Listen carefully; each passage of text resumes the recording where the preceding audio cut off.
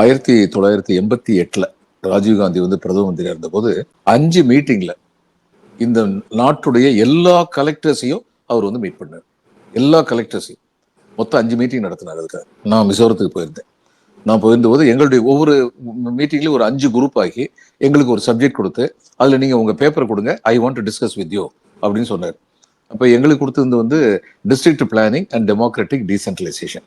நான் தான் அந்த பேப்பர் வந்து பிரசன்டரா இருந்தேன். அந்த பேப்பர் நாங்க தயார் பண்ணி பிரைம் மினிஸ்டர் வந்து பிரசன்ட் பண்ணும்போது நாங்க வந்து சொன்னோம், கலெக்டருக்கு இவ்வளவு அதிகாரம் குவிஞ்சு கிடக்க வேண்டியதில்லை, எங்களுக்கு வேண்டாம்.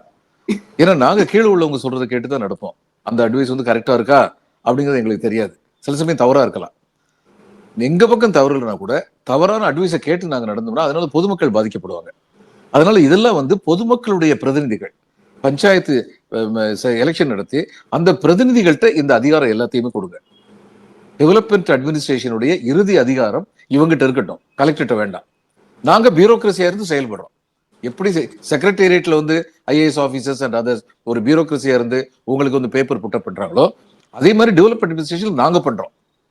இது ஒரு இம்பார்ட்டன்ட் ஒரு மைல்ஸ்டோன். அதாவது சுதந்திர இந்தியாவில் எனக்கு தெரிஞ்சு அபரிதமான அதிகாரங்களை வைத்துக் கொண்டிருந்த ஒரு அதிகாரிகள் குழுமம் வாலண்டியரா எங்களுக்கு வேண்டாம், இது பீப்புள்ஸ் ரெப்ரசன்டேட்டிவ் போகட்டும் அப்படின்னு சொன்னது வந்து ரொம்ப குறிப்பிடத்தக்க விஷயம்.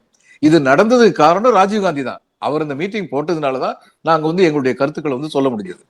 அடுத்து என்ன பண்ணாங்க, ஒவ்வொரு ஸ்டேட்ல இருந்து ஒரு கலெக்டர் சூஸ் பண்ணி மைசூர்ல வந்து மீட்டிங் போட்டார். சிதம்பரம் வந்து அந்நேரம் மினிஸ்டர் ஃபார் பெர்சனல் இருந்தார்.